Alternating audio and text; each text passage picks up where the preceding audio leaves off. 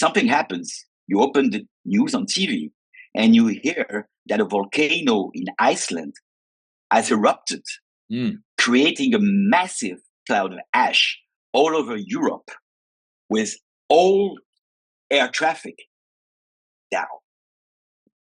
So now I have thousands of Christmas gifts standing up in Jamaica, New York, and you don't have any visibility. You do not know if traffic is going to resume tomorrow or the next day. So you cannot just stop or quit. So you need to adjust. And again, at that time, I didn't have AI. And I received thousands of emails per day for customers that were unhappy, as they should be. They were waiting to put that under the tree. No? And then you think, okay, we're going to go through that. It's going to work out. Welcome to the Your Message Received podcast. And now, taking your message to the finish line, your host, John Duffin. Hey folks, John Duffin here with Duffin Media. Welcome back to another episode of Your Message Received. Your Message Received is the home, the place, the platform to help you find your most true, authentic business voice.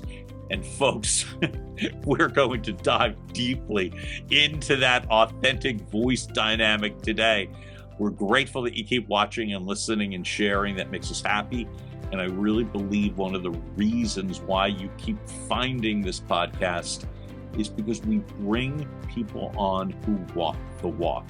True, authentic, trust-driven people that will teach and educate us. And today is absolutely no exception. You may hear folks, people will say, listen, I stole this from one of their videos. They used to say, hey, Google. Now they say, hey, GetOblic. We've got the founder, over 2 decades of business development, AI leader, business builder, Laurent Cohen from GetOblic. Laurent, welcome to the show. It's great to have you here. Thank you, John. I really look forward to this discussion. We've had the opportunity to talk a few minutes prior to starting that podcast, and I'm really excited. I'm excited too. It's great that you're here. Laurent is an international liver, has spent time in the U.S., in France, currently living in Israel. Personal question in regards to the very beginning, which is, what have you sought when you move and find places? You live in have lived in several very desirable spaces. What caused you to move to those locations? And what do you do when it's time for you to go, so to speak? Boredom. I think there's two kind of people, and it's not related to being one or the other. None is better than the other. You have it in you, just the need to be outside, to meet different cultures, to engage with different people. As for myself, that need goes beyond traveling. It's really settling, discovering. And to be honest, John, I'm 54, but I do not think it's over. I see myself moving to other countries I've never lived in, just to get a sense of what they experience, building things there. And also, I've been blessed in my work life to work with so many people from so many places, so many cultures, which in a way not only was complicated, but at the end was very rewarding. I took about, 37 French language courses at various colleges, but never yet. By the way, I love that you said you don't feel like you're done yet. I don't either. That gives me plenty of hope. The fact, what was it like living in France?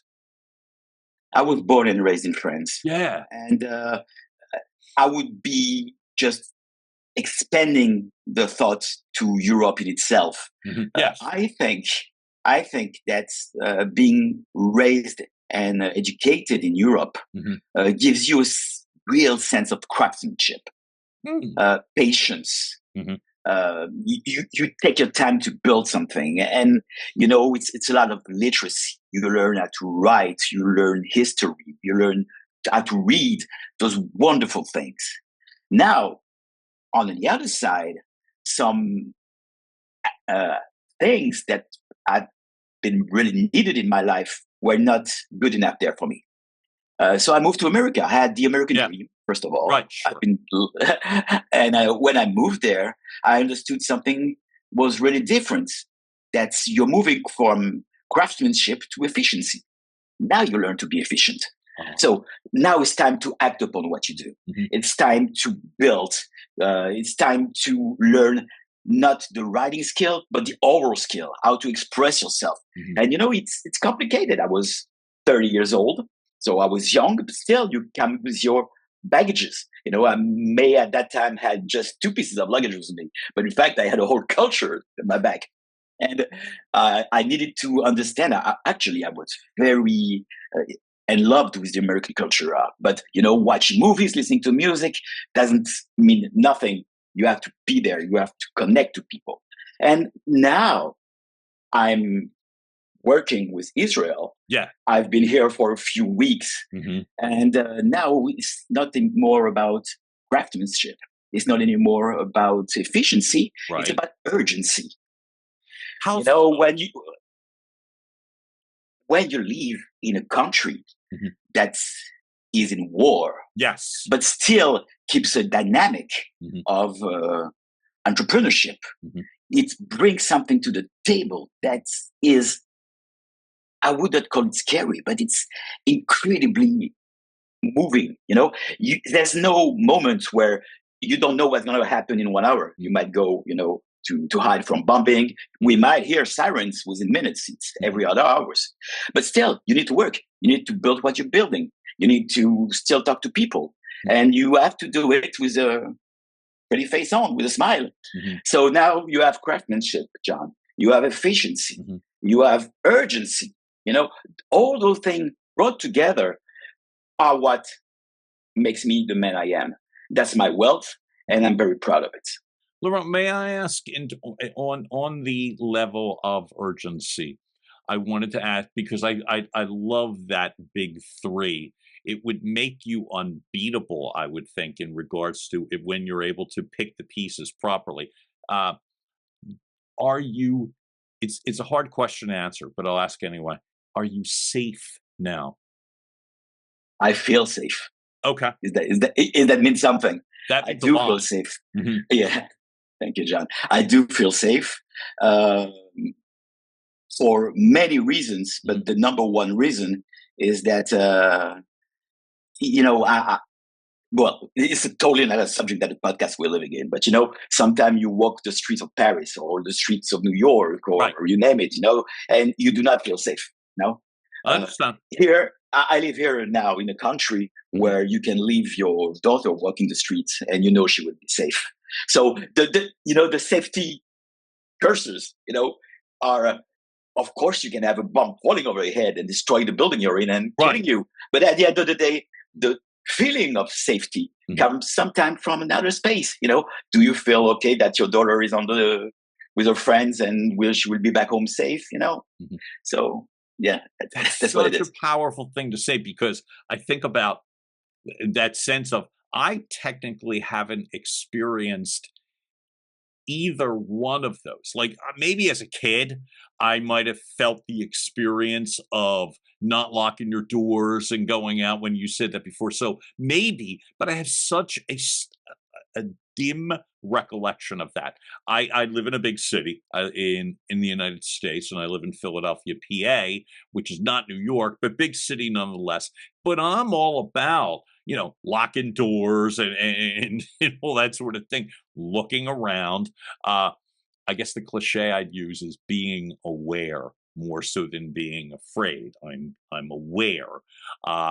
And that is a level of guard that sometimes I wish I didn't have. So I love the sense, because that's a very unique perspective, that you have both currently. I didn't know that about Israel. So thanks for educating me that it is that level of overall safety. But then, of course, as you said, these are wildly unusual times right now. So that sense of needing to be heightened aware, that's great. I want to go to the business at this point too, but stay in that general lane, which is you've spent more than a couple of decades creating a business that I can understand the efficiency part. I can actually understand the urgency part when we're talking about AI driven, voice first, get things done, don't miss calls. And folks, that does barely describes what GetOblic is doing right now. But I'll ask you in a little bit. You've got a business model that helps small businesses, all businesses, large businesses. What gave you the incentive to use what I feel like is all three of those points? The creative dynamic that's there, the human element that's there, the urgency, the safety element. What is it? What were your thoughts in regards to leading up to this current business model? When you are building a company with new technology, you're entering a territory that's hardly nobody hopes and tries to get in. The reason is simple. You have a new technology. People are bashing it. People are scared of it, as they should be, because you have to integrate something that you don't know. It's a whole part of mystery, right? And when you're building a solution, and when you want to ask people to trust you with your solution, you put the relationship that you have with them. You put the thing they're building, in a place that they do not want to change. They just don't feel like it's time to change for them. But at the same time, and as any work, if you do not do the change, your competitor will, And when you talk about what I'm trying to build here, and it's the same for any new technology today and AI, which is dramatically changing the world, right. you know for a fact that every aspect of work within the next 5 years will be integrating AI. That's a fact. Now, how do you do that gap, that leap of faith that brings someone that is afraid to using that seamlessly, and in a trust environment? That's a big challenge. Now I'm answering your question. I love challenges. I love bootstrapping. I love creating from scratch. To be honest, John, as a business owner, I do not feel comfortable from $10 million to $50 million in the term of the structure it needs, the interaction it needs, the water cooler politics, even if you have the business owner. That's not something that's very exciting for me. What I love is the rush of the first time, if that means something. Your first time go to market, your first customers, the first phone call, the first problems too. Every first thing is so exciting as a business owner. You live in the moment, and when you start to scale and that excitement drift to something that is more structured, right? That's where I feel lost, and I'm onto something new. So you put up a quote. I found it on your LinkedIn page where you say something like, "A blank page doesn't scare me. It challenges, it inspires, and motivates me. Once it's filled, I turn it and move on to the next one." So I'm going to ask if as you just very beautifully described that sense of boredom as opposed to the rush of brand new things. I want to get in the weeds, to use a ridiculous cliche a little bit, in regards to business models. Can you give me an example? I'm sure you can, but if you could give me an example of building a business using this heightened sense of voice first AI, where the business owners were able to stay with it and do the things that are needed to keep a business going after the rush of that first phone call, after the rush of that first unveiling of their new, hyperactive website. Because businesses need to stay and remain. Can you give me an example of how a business has grown by using these tools? Businesses, especially small businesses, local businesses, Right. they live in the moment, John. They're always on emergency mode. Mhm. They do not have quarters. They do not have yearlies. They don't have boards. They don't have human resources team. Mhm. They're by themselves. They wake up on Monday morning and hope for the best. And if they have a wonderful day, they go back to their family happy. If the day is not as good, it comes. It's a burden being a small Yeah. business owner, and you don't have that safety that Mhm. 30,000 employees that are carrying you brings. You don't have the safety of being a public company. It's a whole different game. And to be honest, it's really undervalued in the world we're living today. And social media didn't help. The reason is very simple. You only value very successful people, the wealthy, the smart. And you forget that the backbone of the world we're living in, and it will still be the backbone of the world we're living in, are small businesses. Now, if you take that in consideration, you have those people that are struggling, and we've been through COVID, right? We know, in 2008, COVID, sometime in other country wars, those are the first line that's getting hit, the small businesses. Yeah. Now, Ron, I know the feeling. I mean, directly, I know the feeling. So, yeah, I mean, all as know a small business owner, but go ahead. So now you have AI. Mhm. It is changing the world. And now I'm not just talking about voice AI. I'm talking every single solution that AI can provide to a business owner. The business is going to say, you know what? I'm scared. I've built something with my customers, something with my voice. I've built trust with them. If I bring a solution that's going to be creating a wall between my customers and I do not want that. So now, what do? We tell them that our job is not to provide you with an AI solution. Our job is to provide you with a trust solution. And this is how we're going to do it. We're going to take step by step every single pieces that you've built and prove to you that those going to be safe. And you know what's going to happen, John, after that?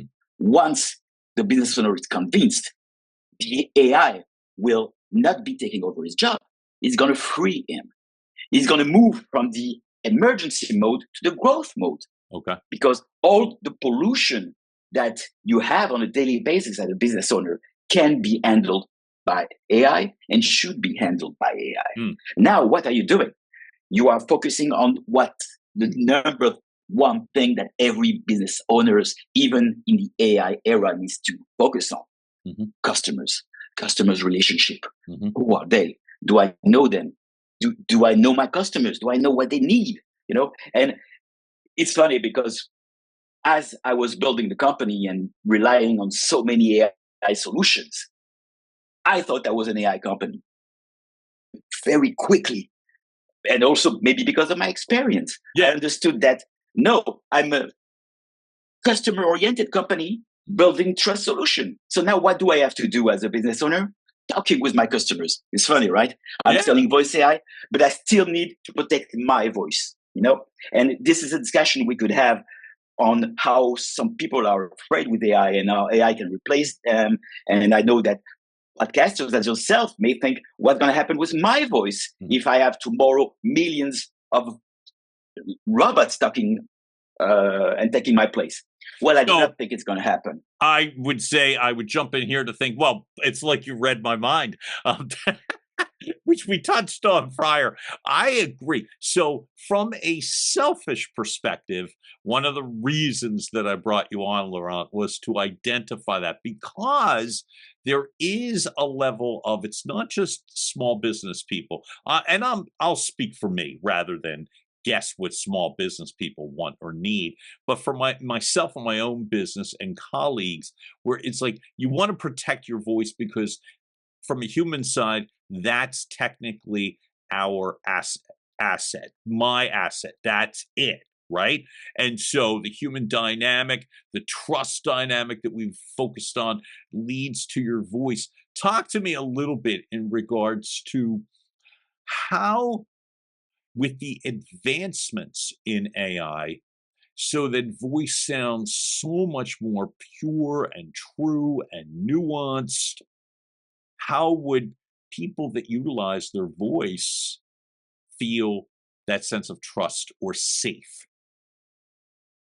First of all, John, as beautiful as your voice sounds, this is not your number one asset.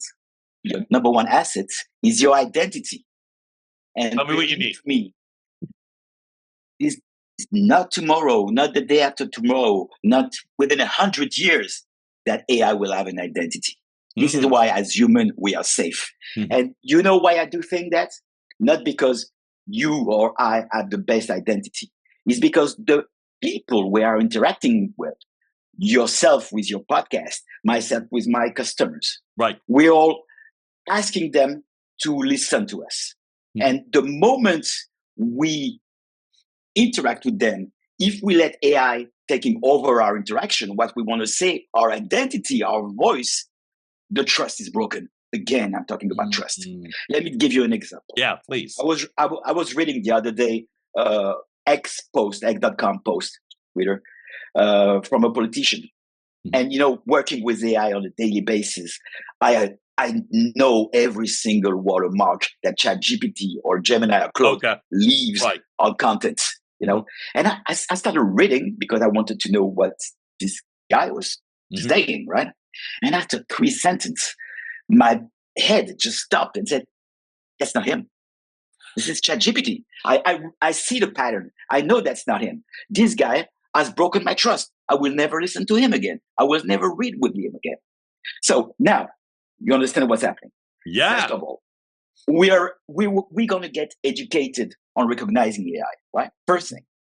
Then AI is going to fight back by trying to mimic us. How you have generated video or you name it, anything is going to be close to perfect, right? So now from the moment on where we will not be able to distinguish reality from fiction, we as a species, we're going to protect ourselves. Yes. I think that we're going to have this mechanic, this thing that said, okay, I'm not sure this is real. I'm not listening to it. Show me someone real. Show me. So you as a podcaster, you might be competing tomorrow with 100 million podcasts, right? Right. Sure. Sure. Yeah. But people will look for you.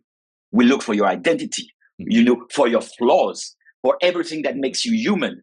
So in that aspect, of course you can be scared. Of course you can think AI is taking over because it's perfect. But you as women, we don't value perfections.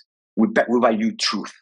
And truth doesn't rely on perfection. It relies on how flow you can be and how you can overcome your flaws. You see, I'm going to give you a very straight example. Please. As an AI technology, voice technology, today, we do have the technology to mimic voices. I'm sure you've heard of it. Sure. It takes only five minutes. We can go to any of our customers and say, you know what? We can mimic your voice. Just record those mistakes, these sentences, send it back to me, and we got to mimic your voice. Laurent, and you know what, I'm in auditions currently where the casting people will say that exactly, which is we're going to utilize your voice and we're going to record it for future recordings of which we're told don't do it. Right? So anyway, that's a real current fear right now, what you're describing. Thank you. Well, it's not over. Oh. We decided not to do it, John. Right. We said, as a statement for GetOblic, we will not use voice mimic and voice cloning. And you know why? Yeah. John, those businesses that, remember what we said earlier? They built their companies on their voices for years. Yep. Imagine that the customers that knows you, that's been coming to your salon or fixing his car to your business for years, calls you and starts listening to your voice and think it's you. And after 4 minutes of discussion with your voice, he finds out that he's not really talking with you. He's talking with an AI. What's like happening? A watermark, like you talked about, right? Exactly. Yeah. Okay. Trust is broken again because you did not disclose that you are using AI. Not only you did not disclose it, but you're trying to hide it as much as you can by mimicking your voice. Yep. So you take all those things I just talked about in consideration. And now you have the big picture of what AI is. AI is full of promises, it's full of perfection. And as human, we're going to fight back with looking for flaws. And the identity part, which to me was, as you said earlier, is a really big deal. So if you're not using voice cloning or voice reproduction, so to speak, or copying, what are you doing instead? You know what a pilot does on an airplane? Yes. He doesn't. No, I lied. Not exactly. No. It doesn't look at the stars, right? It looks at the instruments. Right. Okay. Well, we think of it the same way at GetOblic.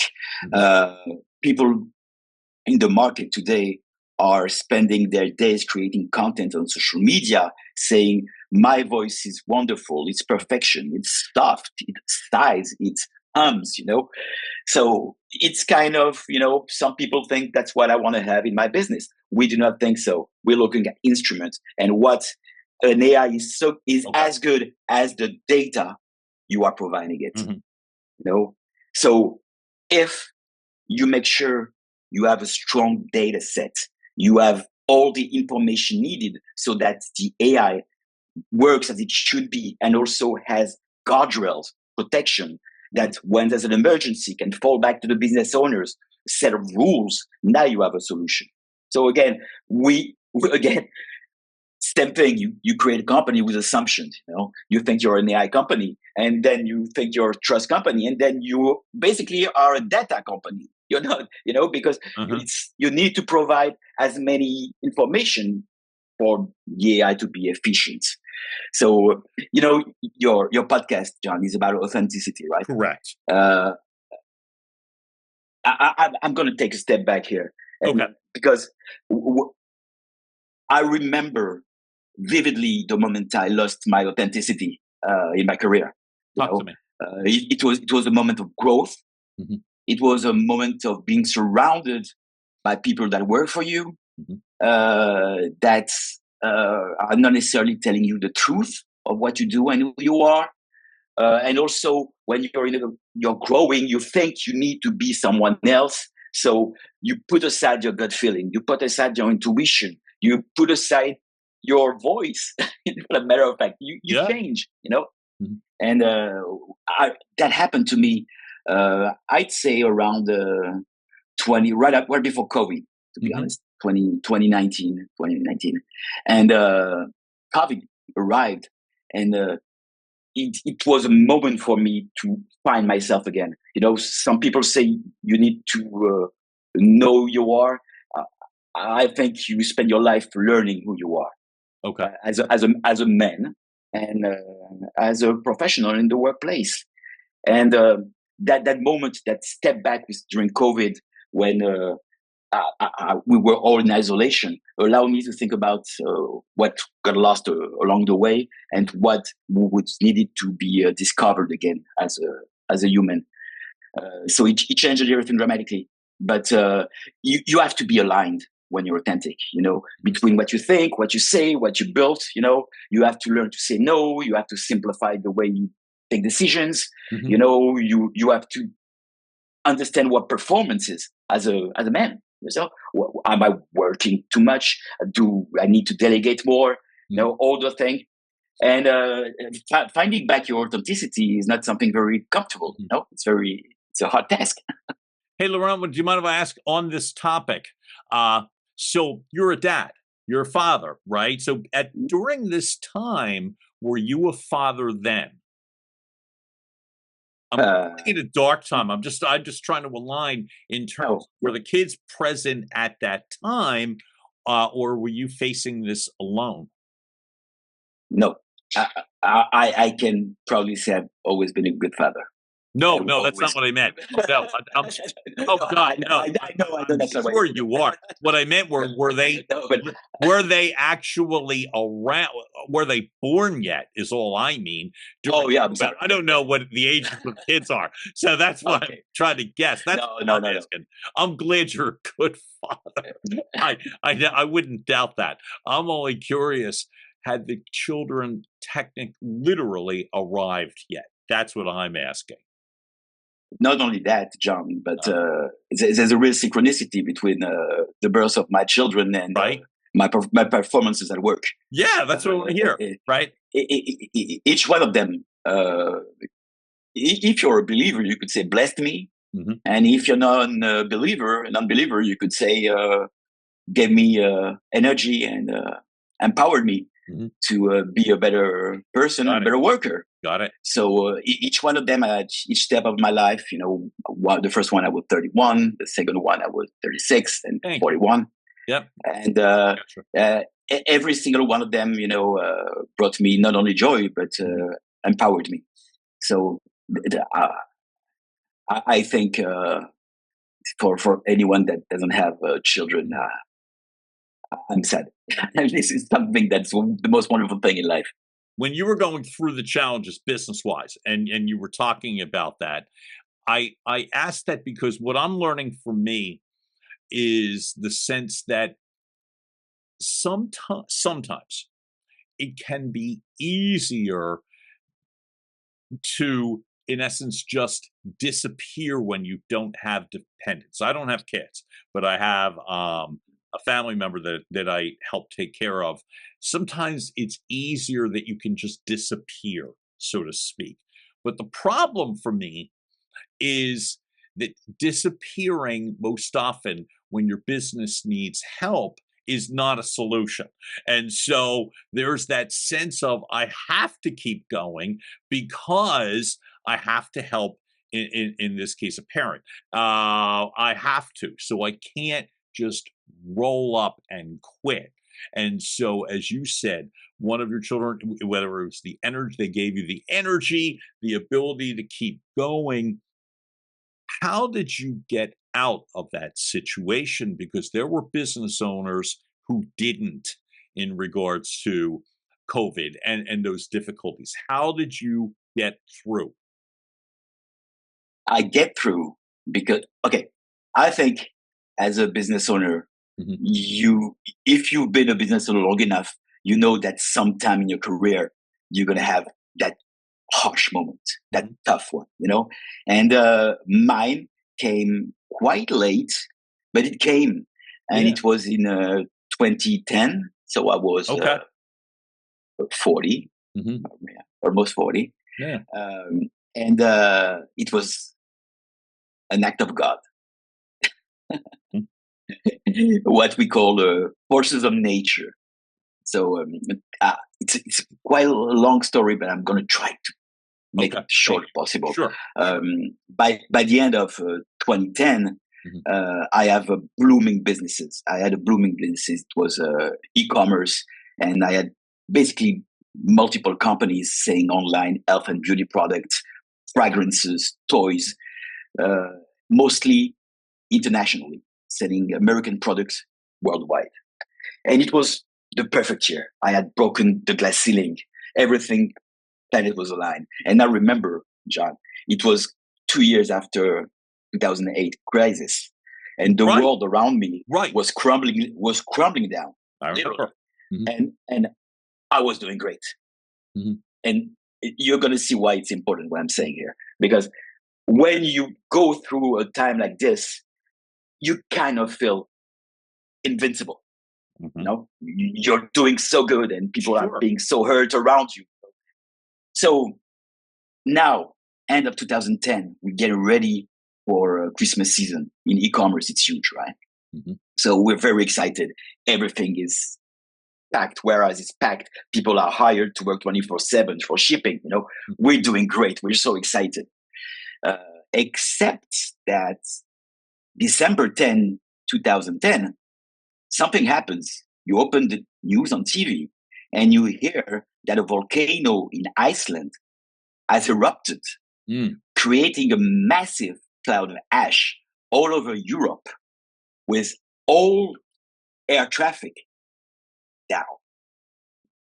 So now I have thousands of Christmas gifts standing up in Jamaica, New York, and you don't have any visibility. You do not know if traffic is going to resume tomorrow or the next day. So you cannot just stop or quit. So you need to adjust. And again, at that time, I didn't have AI.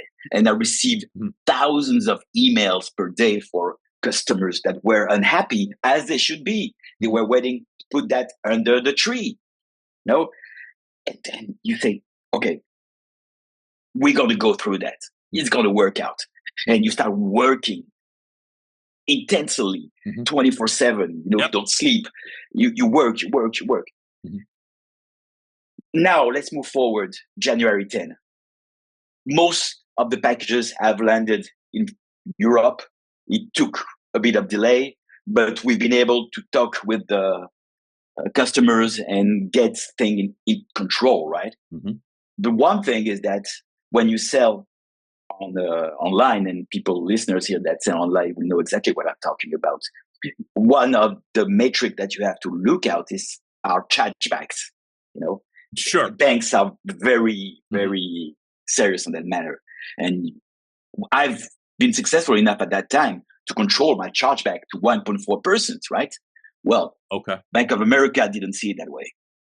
We were over 1%. They closed my merchant services. From one day of another, I'm moving from blooming business to the end of it. The end of it. What do I do? And I felt like being on the 10th round of a boxing match, where I fight, I was back, and boom. Wow. The hit. I'm count to hate, literally. And I spend days, weeks to find a solution. Remember what I said? Emergency mode, you have a solution. You need to find a solution. You work. I found a solution that was very costly financially. And basically that event, that act of God, put me in my career 4 years back. Okay? Now I'm going to tell you the reason why I share that story with you. First of all, I've always lived by the Windsor family code of life, which is never explain, never complain. I heard that in a very young age, and I do not think as a business owner I didn't want to be the old guy later in life that says, "Oh, I felt this because of the volcano. Remember that volcano?" No, the decisive moment that took me out of it was, this is not because of a volcano. This is not because of an act of God. This is myself.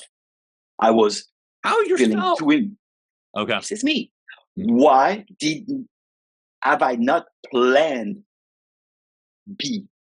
Why was I playing too safe? To be very precise, I was selling abroad. Why have I started selling in America just to not have all the eggs in the same nest? All those things. Was I lazy? No, I was not lazy. I was working. Was I feeling overcomfortable?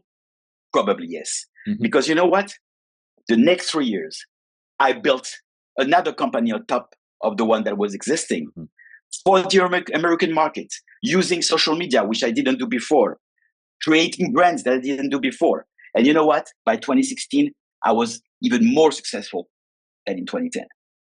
By thinking differently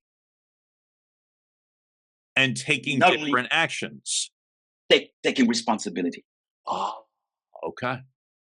This was my fault. It was on me. The volcano story is just an artifact. Or again, if you're a believer, okay, someone is testing you. You're feeling too comfortable. I'm going to show you what comfortable is. No. Wow. So I would say, as a lesson that I took and that I would love to share with people here, when you start feeling too comfortable, life is going to test you. That's the fact. It's going to be tomorrow or in a year from now. You're going to be tested. You have to be ready. So can I ask you? It's hard to hear. No, I'm sorry. Finish the thought, and I have a follow-up. No, I'm saying it's very hard to hear, to listen to. Oh, well, this is. It's very hard. That's that's exactly what I wanted to ask you, because I do believe at those crisis moments, it's really hard to pivot and shift, and you want to do anything else but that. And then I've spoken to some business owners, but I'll speak directly on this, which is there are times you start to beat yourself up because you may not have the energy or the drive to do it.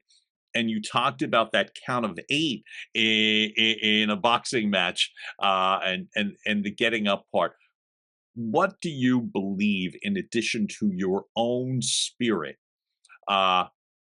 those people can do when people are just saying something as simple of, "Oh, you just have to get up, you just have to rebound, you just have to," and every fiber of your being is like, I can't now, I can't. How, in terms of mindset, are there things that you can utilize? Is it through your business systems? Is it through thinking differently? What would you suggest to others based upon what you've gone through? Third thing I would like to add, John, because I think that's also very important. Right. All those harsh stories that you share after 15 years. To be honest, John, I think the story is funny. I kind of like it. Okay. Okay, good. Yeah. A volcano out of all things. Right. 20, I think it's funny. Laurent, it's pretty great. It's pretty great.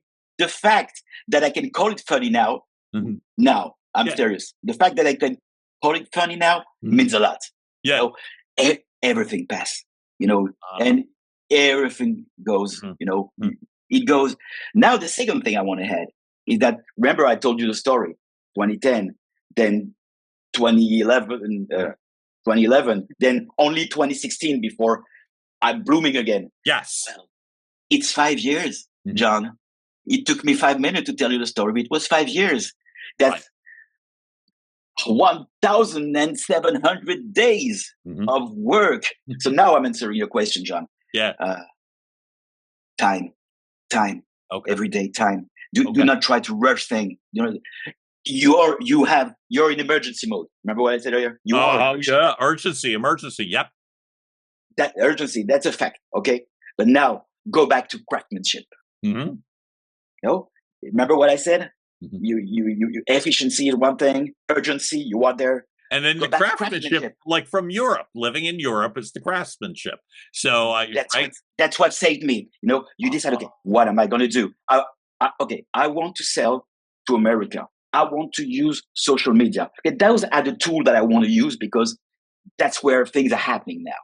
So what I'm going to do, I'm going to wake up in the morning and I'm going to learn. And I'm going to learn things every single minute, single moment. And at one point, you do not know what you're learning. You do not know why you are learning that. But your brain is working. Your brain is doing its thing. And you have that moment after, it took me, 18 months. 18 months. But after 18 months, I had this thing that came to my head. This is it. I found it. Everything, all the little puzzles, I saw the picture now. I saw the picture. And now that I have the picture, I'm on efficiency mode. Switching back. Now let's build it. Okay. And now I'm building it. And there's one thing that's very important, John. Everybody wakes up with the greatest idea.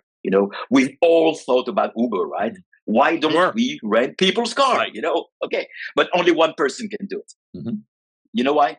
Because that person not only think about the idea, not only built the solution, because again, anybody could have built an app.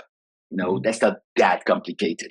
But now, deciding that now I have a solution that is good enough, I'm going to go to market and it's going to become a business. It's no more an idea. It's no more a product. It's a business. Now that shift, 100% of the world has ideas, 50% build solution, but only 5% build a business. So, and again, you move from craftsmanship to urgency to efficiency. Yeah. I love that. Yeah. And that's what happened. And when I had that moment, that clear moment that I said, okay, my puzzle is done now. Let's go. Let's move on. That's when everything happened. Wow. I find that so enlightening. So now I want to ask you in terms of present day, there's this huge shift forward. And I love, so anyone who's watching and or listening to the conversation who has heard you've got to use AI, you have to use AI, you must use AI, and people, I'll speak for me, still tiptoe through the process. Sure, hey, ChatGPT, hey, Claude, get me, find me. But here's a question in terms of present day, if you just want to take a couple of key steps forward, right? So I'm in the services industry. I don't sell specific products. I know that looking at GetOblic, that so much, hey, find me the best hairdresser, find me the best car mechanic, find me the best, my service is not necessarily selling products. If someone in the service industry now wants to implement AI so that it's not just effective in 2026, folks, if you're listening in real time, this is where we are, but in terms of moving forward, what would be a couple of suggestions that they either should learn or talk to you about? First of all, John, I'm going to tell you a little secret. Please. You say that you're tiptoeing toward AI, when in fact, you are among the people that are the most prepared to use AI. And I'm going to explain you why. Okay. AI is not a technology tool. It's a problem-solving tool. And who solves problem the best? People with experience. Not the young guns right out of school that believe they know it all. That's the one that have been going through every single iterance of problems, resolution, time, because you open ChatGPT, you ask a question. It will answer in 20 milliseconds. Right. But that question is not as good enough as the average. Now, what you need is to apply judgment. What you need is to apply what the answer is to your problem. And again, those that are built for that are the problem solvers. Okay. So now, first of all, you are made for AI. Now, how do I implement it? Yes. Where do I start? Right. I told you earlier that I think that AI will not replace humans. I not only think that, I think that AI enhances humans.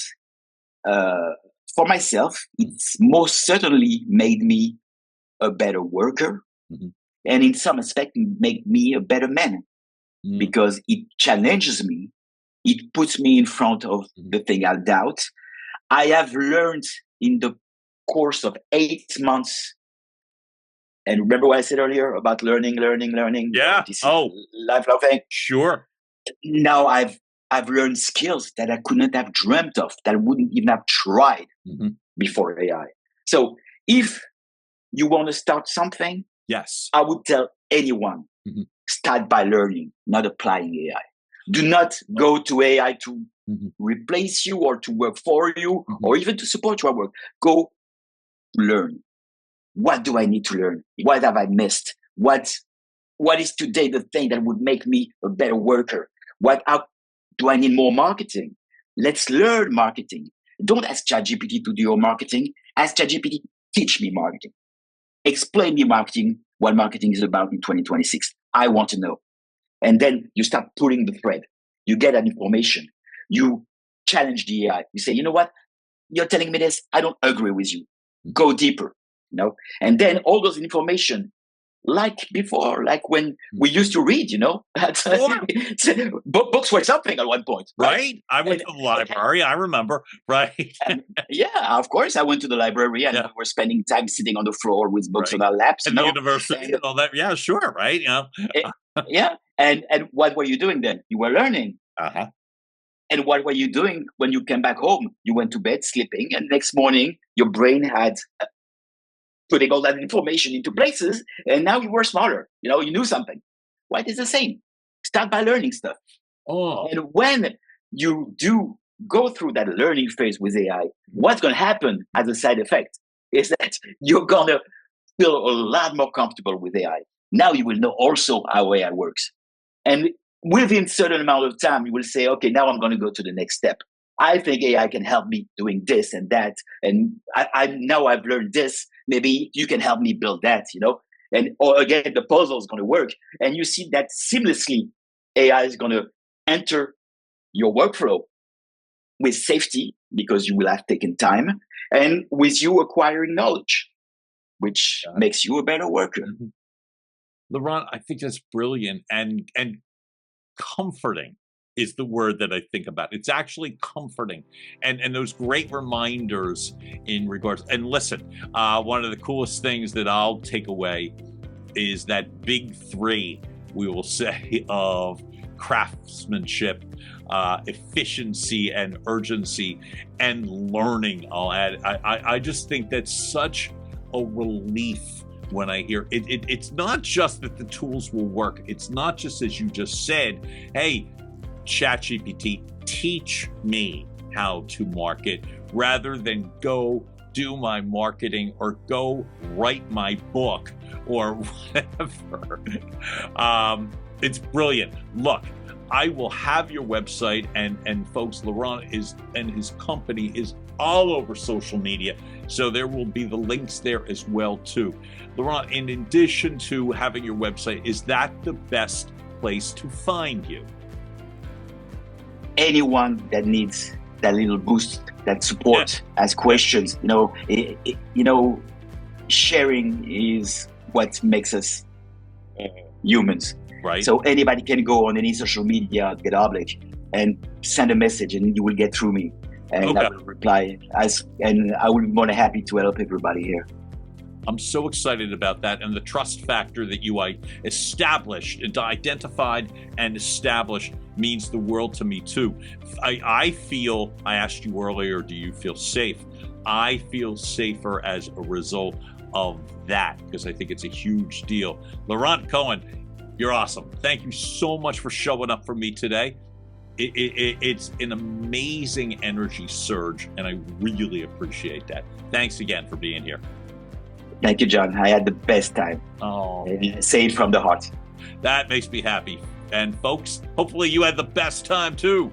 This is John Duffin from Duffin Media. Keep watching, listening, liking, sharing, telling your friends and family about your message received, and we'll be back with more next time. Again, John Duffin here. Have a great rest of the day, and we'll talk soon. Bye. And now, making its way across the finish line, your message received has been a production of Duffin Media.